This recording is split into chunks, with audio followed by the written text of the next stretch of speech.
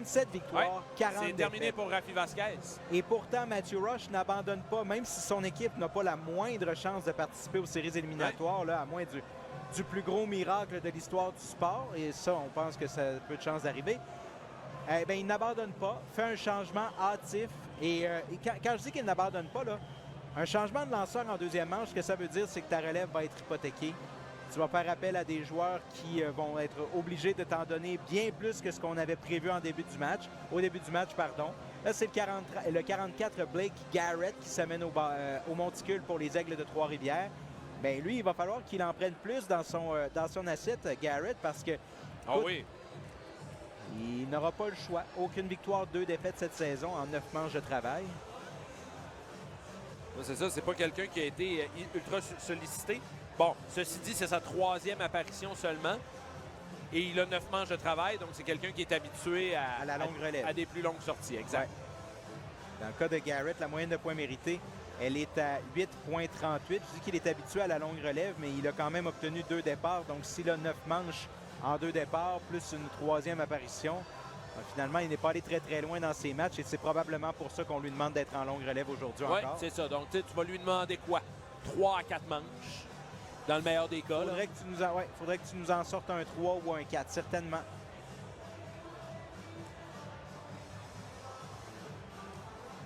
C'est un bon physique sur la butte. Un bon colosse. 6 et 3, 235 livres. Mais ce n'est pas le lanceur le plus pesant des Aigles de Trois-Rivières. Ah c'est non? le 3e plus pesant. Ah oui?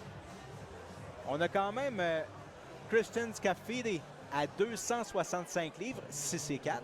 Oui, puis on l'a vu, lui, lors du premier match de la série. T'as raison. On a également Rob Clinchcock. Qu'on a vu hier.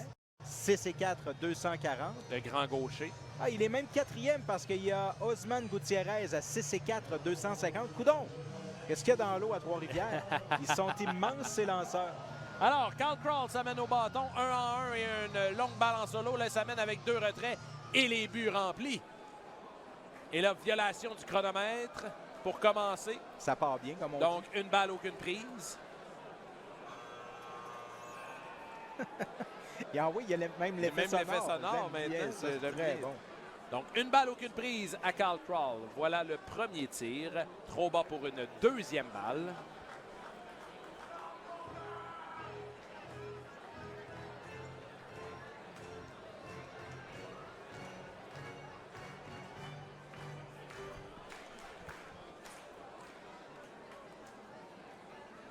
Voilà le tir. Et là, ça échappe au receveur. Un point va venir marquer. Hey, il l'a. Et deux! Et Oui, deux! ben oui. Oh, les Capitals sont réveillés et les Aigles sont endormis. Quel mauvais relais de Ricardo Sanchez qui, en fait, a ricoché sur... C'était Marc-Antoine... Non, c'était Brian Leaf, pardon. Brian Leaf a reçu la balle presque en pleine poire. Elle a ricoché vers l'abri des Aigles, Ouais. loin de tout le monde. Donc, Castro a pris ni une ni deux et est venu marquer. Résultat net, Pierre, c'est 5-0. Et voilà, exactement. Et là, ça se dessine comme étant un match où les Aigles vont jouer du baseball de rattrapage et tirer de l'arrière de façon assez prononcée. Je ne sais pas exactement ce que Combs au premier, qui est toujours sur la ligne du troisième coussin, demande. Non, c'est... Parce que regarde où il est placé. Je Là. me corrige encore, là, c'est Tyler Blond qui est venu marquer puisque Leaf avait été retiré sur l'optionnel de Blond. Et ensuite, Castro est venu marquer. Mes excuses et mon erreur. Et là, j'ai l'impression qu'il y a eu blessure dans l'abri des Aigles. Ah non, c'est pas c'est une blessure à la clôture. La clôture semble être à réparer. La clôture est mal en point. Et voilà. Il se retrouvera sur la liste des joueurs blessés au jour le jour. Celui que vous voyez réparer la clôture actuellement, si vous êtes sur Flow Sports, c'est Jonathan Lamy, Oui. qui est, je dirais, l'homme à tout faire dans le secteur, dans le coin des Capitales. Il est très, très apprécié des joueurs et il est surtout très apprécié du gérant Pat Scalabrini. Oui. Il est d'une aide incroyable, ce gars-là. Il fait tout, il est au stade très tôt. Il participe à l'échauffement au bâton, il participe à tout, fait du lavage, fait de la distribution de tout ce qu'il faut dans l'équipe. C'est une ressource importante. Puis vous ne le connaissez peut-être pas, ben là c'est l'occasion qu'on a de vous le présenter. Ben Joe voilà. Lamy. Court pas très vite par exemple. Regardez. Bon. Les statistiques officielles pour le lanceur partant des Aigles ce soir, Rafi Vasquez, sa soirée se termine après une manche et 2 tiers de travail. 3 coups sûrs, 3 points. Ils sont mérités, bien sûr. 3 buts sur balle, 2 retraits au bâton et 3 circuits. Ça n'a pas bien été. Et là, le compte est à 3 balles, aucune prise à Carl Crawl. Un coureur au premier coussin, c'est 5-0 Québec. Voilà une première prise, 3-1. Et au final, c'est Marc-Antoine Lebreu qui est au 3e. Suite à ce mauvais lancer, combiné à un relais qui a atteint Brian Leaf alors qu'il glissait sur le marbre, ça a ricoché. Castro en a profité. Le tir, 4e balle.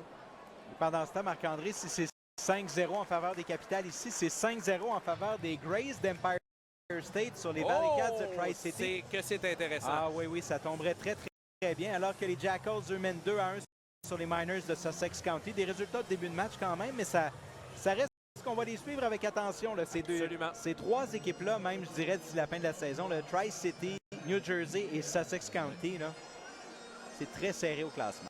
Pendant ce temps, à Québec, sur 2 lanceurs combinés, 3 buts sur balle consécutifs et 4 au total dans la manche. Alors que Justin Gideon s'amène au bâton et regarde passer une première prise sur une grande courbe qui a eu énormément de mouvement. Gideon est 0-1 ce soir et c'est le 9e frappeur des Capitales en cette 2e manche. Les coureurs aux extrémités, 2 retraits. La balle est frappée hors ligne. Un dur roulant. C'était pas un vilain contact, ça, de Gideon. Mais hors ligne, donc 0 et 2. Gideon qui n'est pas un gros bonhomme, mais qui se dévisse dans la balle, comme on dit. Et il a un bon physique pour sa grandeur. C'est-à-dire que tu vois que ce gars-là s'entraîne, est en forme. 5'9", 185. Il a une certaine musculature, effectivement. Je pense qu'il n'y a pas beaucoup de gras là-dedans, non. Effectivement. La balle qui est soulevée hors ligne, alors que Crawl était en course vers le 2e. Donc, on va demeurer à 0 et 2. Un peu, je dirais même à la Tommy Siddle un peu. Le Siddle, c'est 6 pieds, 210 livres. Dans le cas de Gideon, c'est 5'9", 185. Donc, un peu plus petit format, mais dans le même genre. Tu sais, des gars plantés, des gars un peu trapus. Ouais, plantés, j'aime ça. 0 et 2 à Justin Gideon. Voilà le tir de Garrett. Balle est ricochée derrière le marbre dans l'écran arrière. On va demeurer à 0 et 2. Ah oui, Gideon, là, plus c'est un coureur rapide. Donc, vu sa taille un peu plus petite, quand il court vite, on le voit, là, les permettez-moi de... Je veux pas l'agacer en disant ça, mais les petits jumps vont aller. Là. Oui. Vraiment, là. Là, tu sais, la balle qui est frappée au champ-centre, mais dans les mains du voltigeur. C'était un bon contact encore une fois. Mais il y avait un voltigeur dans le chemin, c'est ça ce qui arrive, alors que la pluie commence à s'en mêler au Stade Canac. Mais une manche excitante pour les Capitales qui marquent 4 points sur 2 circuits et une erreur. Après 2 manches complètes de jeu, c'est 5-0 Québec. 3e retrait, alors les Aigles échouent et laissent 2 coureurs sur les sentiers. On s'en va en fin de 3e. Les Capitales bien en avant. 5-0 sur les Aigles de Trois-Rivières. Vous écoutez le baseball de la Ligue Frontière sur Chiz 94.3 et vous le regardez sur Flow Sports.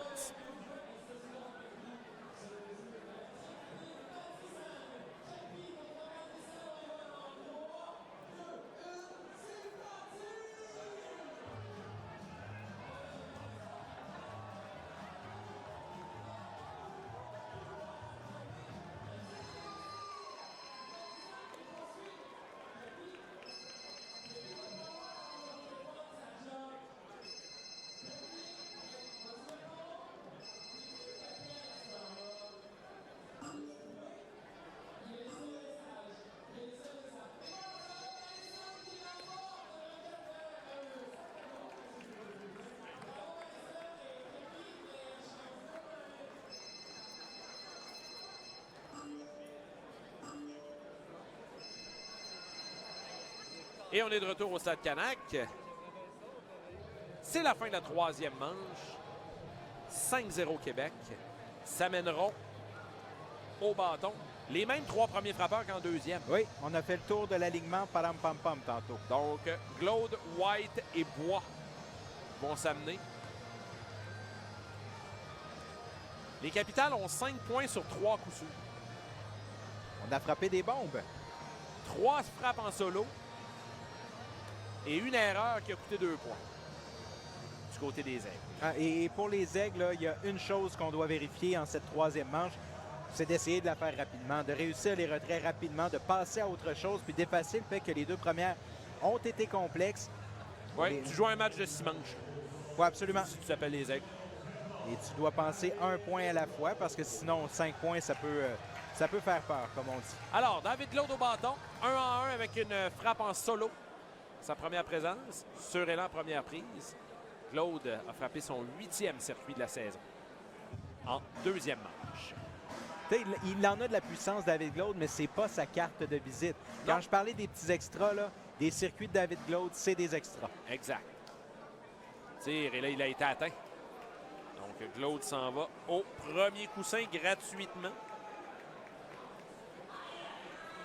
Oui, Glaude, là, écoute, 8 buts volés. Là, il est rendu à 8 circuits. C'est un gars qui va te chercher une dizaine de circuits, 15 à 20 buts volés, des simples, des doubles. On parle beaucoup de Justin Gideon comme étant un 5-tool player, donc un joueur complet, mais le vrai joueur complet des Capitals, c'est David Glaude. Oui, je suis d'accord avec toi, effectivement. TJ White s'amène au bâton, monsieur le maire, qui a frappé la balle loin, mais loin, au champ centre-gauche à sa première présence pour son 19e circuit de la saison. Et a regardé passer une première balle. On a le tir prise sur décision. C'est évidemment pas ça le comble ce soir, là, avec la météo qui était un peu incertaine. Mais la foule est encore une fois très, très présente. Oh oui, c'est une très bonne foule. J'ai hâte qu'on ait le chiffre officiel. 1-1 à TJ White. Le tir, la balle qui est soulevée hors ligne du côté droit, 1-2. Un bon tir sur le coin extérieur là, de Blake Garrett.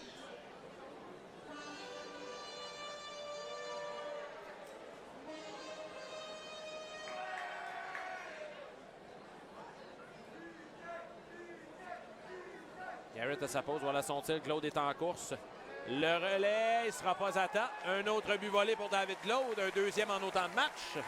Glaude qui a couru et qui a glissé à peu près aux 3/4 de la distance. Il a parcouru beaucoup de chemin et il était temps que le but arrive pour pouvoir se retenir sur lui parce que... Il a tombé une toute petite averse tantôt, mais quand même assez pour rendre la surface synthétique plus glissante qu'à l'habitude. Absolument. Et c'était risqué. Une chance que David a eu un bon départ parce que le tir était très haut à TJ White, donc ça donnait un petit avantage au receveur. 2-2 maintenant. Cible à l'extérieur. La balle qui est soulevée au champ droit.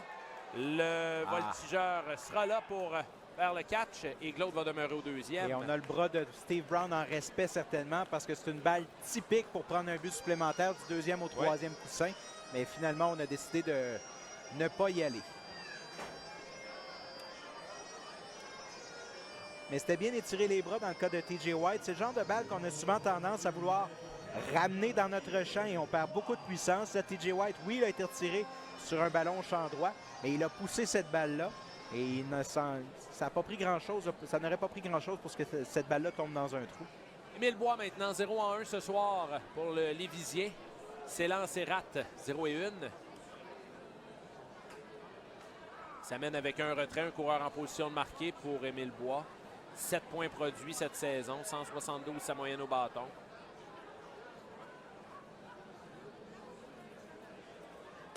Regarde passer le tir. Trop haut au goût de l'officiel Genet pour une balle 1-1. Émile qui est arrivé en début de saison. Bien fait. Défensivement, ça va. Évidemment, le coup de bâton, là, pas tout à fait sa spécialité encore. C'est la grosse adaptation à faire quand tu passes chez les pros. Là, voilà. Très bon point. Et là, il soulève la balle du côté gauche. Est-ce que ça va demeurer en jeu? Non. Ça va tomber là, tout juste derrière l'enclos des releveurs des Aigles, 1-2. Il ne faut pas oublier que c'est un très jeune homme qui jouait encore dans le baseball junior jusqu'à il y a quelques mois à peine. L'été dernier, il jouait dans la Ligue de baseball élite du Québec. Avec les Diamants. Il a joué collégial là, au cours de la saison hivernale. Et là, il est revenu. Il a fait ses débuts professionnels. 1-2 à Émile Bois.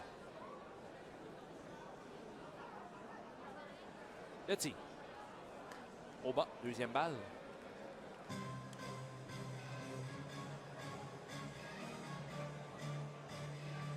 C'est un grand bonhomme aussi, Émile Bois. Là. N'a pas, je dirais, 6 pieds 2. Le physique musculaire d'un Vincelli Simard ou d'un Seidel ou d'un Gideon, mais les grands. Le tir sur élan, troisième prise. Alors, ça fait partie des choses qu'il va devoir éliminer de son jeu. Là. Les retraites sur des prises qui sont un peu trop réguliers. Mais enfin. Ça mène maintenant Brian Leaf avec 2 retraits, coureur au deuxième. Brian Leaf a reçu un but sur balle à sa première présence, donc il est 0-0. Première présence donc officielle, comme on dit.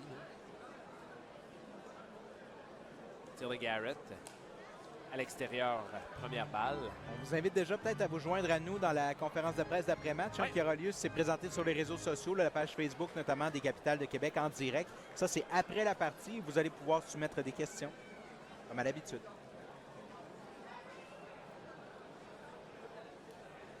Et que Garrett retire son pied de la plaque. Là, on ne s'entendait pas sur les signaux avec le receveur. Et quand on a vu qu'il ne restait que 5 secondes au chronomètre, on a tout simplement retiré le pied de la plaque. Et on repart. Voilà qu'on est prêt. Garrett son tir. Est-ce que Leaf s'est compromis? On dit oui. 1-1. On peut toujours espérer davantage de couverture médiatique pour une équipe de sport dans une ville donnée. Bon, ici, les Capitales, je pense qu'ils ont quand même une bonne couverture. Mais ce que Stéphane Turcot fait également pendant ses reportages, c'est régulièrement des reportages au Stade Canac. Sur élan, deuxième prise, 1-2. Et vois-tu ce qu'il a fait hier, Stéphane Turcot, du côté de TVA? Les joueurs des Capitales sont tombés sous le charme des partisans de Québec et de la ville, encore plus avec les 3 salcombes d'affilée. Voici un vox pop sur l'appréciation des joueurs. Oui, je l'ai regardé aujourd'hui. C'est fort intéressant et ça fait sourire également. 1-2 à Brian Leaf. Le tir à l'extérieur, 2-2.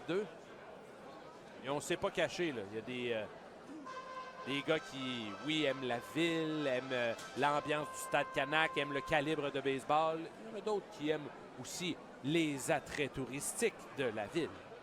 Est-ce qu'on a donné des exemples, Marc-André? Ah, la Grande Allée. 2-2. Au bas, troisième balle, compte complet. Hey, écoute, je veux dire, je vais citer TJ White. Oui, vas-y. We love the Grand Allée. My favorite restaurant is l'Atelier. Ah, l'Atelier. Très bon, ça.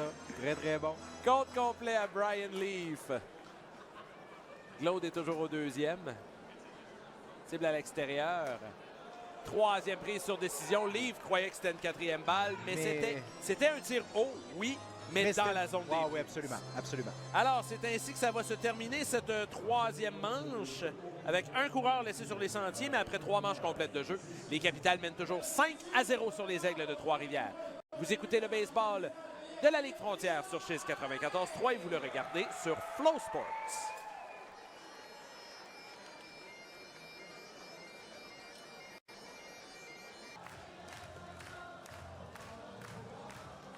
Vous avez besoin de plus d'explications pourquoi ce point-là est bon alors qu'on a réussi les 2 retraits. C'est la séquence qui est importante. Donc, deuxième retrait qui a été effectué en captant le ballon au champ extérieur. Ça, c'est Gideon. Et à partir de là, le coureur du troisième est venu marquer. Et avant, en fait, il a marqué et il a touché au marbre avant que TJ White intercepte cette balle, la relaie au deuxième et qu'on réussit le deuxième retrait. Le troisième retrait de la manche et le deuxième sur la séquence. Exact. Et ce retrait-là, parce qu'il n'est pas forcé, c'est la première occurrence. Est-ce que le joueur a croisé ou pas le marbre avant ce retrait-là?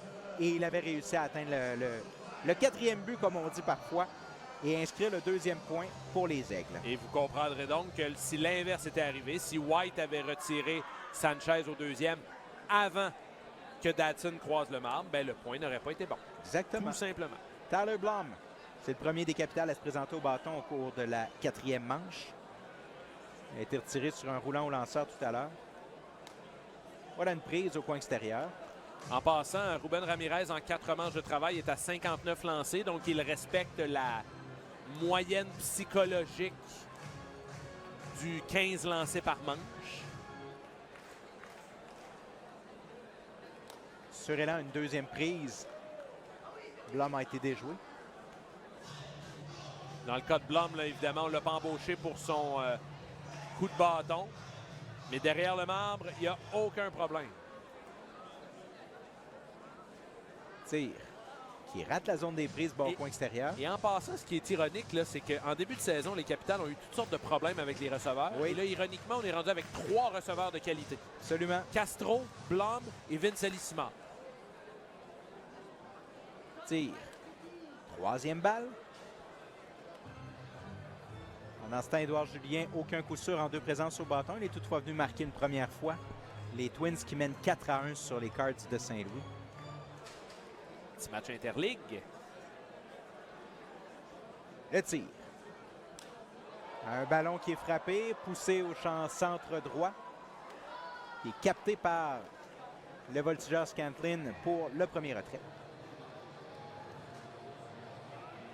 Au tour maintenant de Ruben Castro de revenir au bâton. C'est le haut de l'alignement. Donc, 3e tour d'alignement. On est seulement en 4e manche déjà. 3e tour au bâton. C'est un match qui, à l'image de la série, je vous dirais, ne se déroule pas à la vitesse de l'éclair. On avait un bon rythme au début du match. Mais depuis une manche et demie, c'est beaucoup plus lent. Quand ça a cassé, là, quand les Capitals ont marqué deux circuits consécutifs, ouais, ça a ralenti de beaucoup le rythme du match. Premier tir à Castro en plein cœur du marbre, c'est une prise appelée par l'officiel. Tir suivant Surélan, cette fois 0 et 2. Il a été complètement déjoué, Ruben, là-dessus. C'est le dernier d'une série de 3 demain, vendredi, demain, commence une série cruciale. On demande le tir au coin extérieur. Et ça vient au coin intérieur. Fausse balle, 0 et 2. Et le receveur a vraiment demandé là, au coin extérieur, très loin. N'a pas obtenu le tir. Alors oui, série cruciale demain, Marc-André. Oui, les Miners de Sussex County qui s'amènent. C'est l'occasion de les éloigner vraiment. Oui, ils sont 4e, eux, présentement, derrière les Capitals. Voilà une première balle, c'est 1 et 2 à Castro. Parce qu'on parle de ceux qui sont devant. C'est-à-dire que les Capitals sont à 2 matchs et demi de la tête. Mais les Miners sont à 2 matchs et demi des Capitals. Donc, ça peut changer rapidement encore. Balle qui est poussée du côté gauche. Ça va tomber en lieu sûr. Ça pour plus d'un but. Et circuit. Non. Non, on ça a ramène donné la contre balle. la clôture. Et voilà, je pensais avoir perdu cette balle trop longtemps en espérant que ce ne soit pas une séquence d'effets saillants demain. Oh là là. Alors Castro, Castro avec un double là-dessus qui donne le ton avec un retrait. C'est que la balle a tombé à la piste d'avertissement et nous, on l'a vu légèrement gênée. On la perd ici, oui. Et elle a rebondi sur le O ou le U de la commandite du Journal de Québec, écrit en blanc. Donc, blanc sur blanc, pour nous, à 300, presque 400 pieds du marbre, ça commence à être loin pour nos vieux yeux. C'est ça qui arrive. Merci de m'excuser aussi facilement. C'est un travail d'équipe, mon cher. Avec un retrait. C'est maintenant Marc-Antoine Lebreu qui se présente au bâton. Le premier tir est beaucoup trop haut pour une première balle. Alors, on va surveiller Castro au deuxième parce qu'il a pris un énorme écart sur le premier lancé. Il était rendu à l'arrêt court. Il y a seulement 3 points d'écart entre les deux équipes. C'est loin d'être terminé. Là, on s'occupe de Castro à l'arrêt court, justement. Avec raison. Longue pause, le tir. Un haut ballon, en fait, un faible ballon qui est poussé du côté gauche. Et c'est le type de ballon qui aurait pu tomber parce que, justement, le joueur d'arrêt court s'occupait beaucoup de Ruben Castro sur la séquence. Mais finalement, c'est le joueur de 3e coussin là-dessus, Dadson, qui a saisi. Oui, le tir était dans la zone des prises, mais sur le coin extrême intérieur.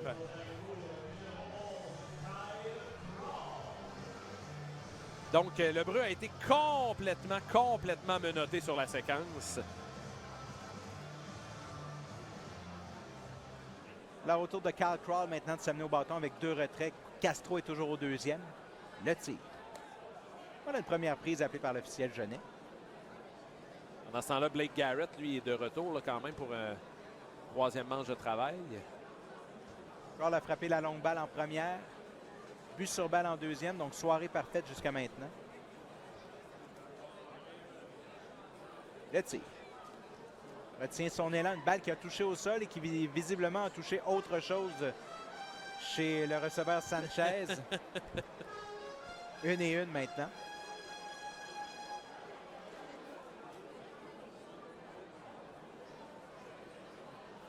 Avec 2 retraits, le point que représente Castro, deuxième, serait très le bienvenu pour les Capitales. Le tir. La balle est frappée avec aplomb du côté droit. Et on la regarde aller, celle-là aussi. Circuit, un deuxième ce soir pour Kyle Crawl. Et c'est maintenant 7-2 pour les Capitales. Tu le disais, ça prenait des points importants, Kyle Crawl. S'il y a un mot qui peut le décrire, c'est opportuniste. Deuxième de la soirée, à 105 000 à l'heure à la sortie du bâton, il n'y avait aucun doute. À 400 pieds du marbre, Kyle Crawl, encore une fois, saison de rêve. Écoute, tantôt, il a pelleté cette balle-là dans son entre-champ, mais là, il a poussé cette balle-là dans l'entre-champ, en fait, au champ opposé. Quelle frappe de Kyle Crawl! Et il n'y a eu aucun doute. Steve Brown n'a à peu près pas bougé au champ extérieur. Un 16e cette saison pour Crawl. Justin Gideon maintenant qui est au bâton avec 2 retraits. Premier tir à Gideon, c'est une prise. Le suivant s'en vient à l'instant. Frappe la balle avec aplomb du côté droit, mais hors ligne. 0-2 maintenant. S'approche. Commence à souffler dans le coup de TJ White au chapitre des circuits. 16 contre 19. Écoute, dans le cas de Fort Crawl, intéressant. Oui. Vraiment, là, très impressionnant la séquence de Kyle Crawl. Je rappelle que l'an dernier, le Crawl en a frappé 9 seulement. Tir à Gideon qui est hors de la zone des prises pour une première balle. C'est 1-2. Gideon 0-2 ce soir. Alors, la soirée parfaite de Crawl qui se poursuit. 2-2 avec un but sur balle et ces 2 coups sûrs sont des circuits. Imaginez. Fausse balle derrière le marbre pour Gideon, toujours en vie à 1-2. Petit élan vif de Gideon. Il a presque sauté dans les airs pour faire contact. C'était un tir à l'intérieur, donc des fois, ça peut menotter là, puis faire des drôles de choses à un frappeur.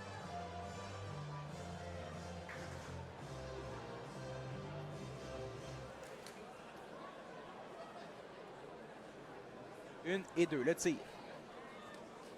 Ah, il s'est compromis, il s'est compromis ouais, là-dessus, effectivement, pour le troisième retrait, troisième prise sur élan pour Gideon. Et c'est terminé pour la manche offensive des Capitales de Québec. Ceci dit, et Gideon continue là, de démontrer son mécontentement par rapport à la décision de l'officiel, mais la seule place où il a où aller, lui,